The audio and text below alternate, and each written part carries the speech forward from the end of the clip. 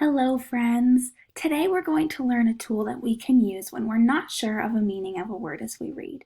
This will be helpful when we see a word that we recognize just a certain part of. We can use this strategy to help us while we read so that we can better understand the text. Some words have a smaller word inside of them. When we know the smaller word inside, it can help us figure out what the big word means. This comes in handy when we come across a word while we're reading that we don't know. These smaller words are called root words. Just like trees have roots at the bottom that get them started, words are often the same way. Knowing the meaning of a root word can help us to figure out the meaning of a whole word. Let's look at an example. What would happen if we came across the sentence, "The dog was friendly," while we were reading? Well, I see a problem because I'm not sure exactly what friendly means, so I need to figure it out. First, I need to think about what looks familiar in the word that I might already know. So I'll ask myself, is there a word that I know inside the word that I don't? Part of this word does look familiar to me, so I'm going to use a box. You can see it over here. But you could use your hand or fingers or even an index card, if you have one, to cover up the rest of the word except for what you recognize. So when I do that, it leaves me with friend. I know what that word is. It's someone who I know and I spend time with, and a friend is kind. So now I'm going to slide my box out again to show us the whole word.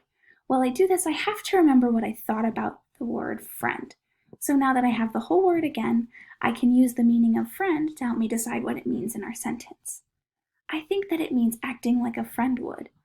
And that makes sense if we put it back into our sentence. The dog was friendly. The dog was acting like a friend would. It would make sense. Let's try another example here.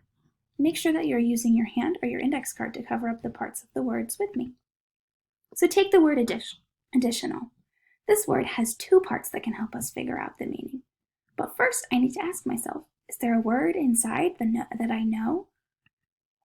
If there is, then I just want to use my handy dandy box again to cover up the rest of the word, just like that.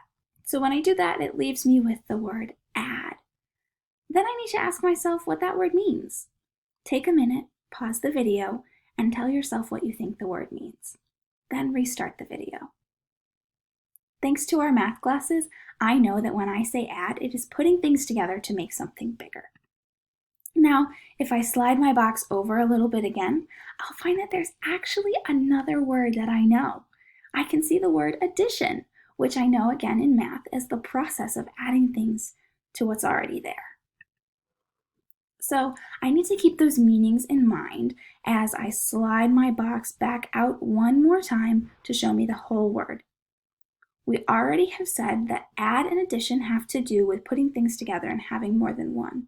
So looking at additional now, I can figure out that it has to do with more than one or giving more to what is already there. You can use this strategy of covering up the word whenever you're reading and you notice that there's a root word inside a word that you don't know to help you find out the meaning. Cover up everything except for the word you know and use that meaning to help you with the rest of the word.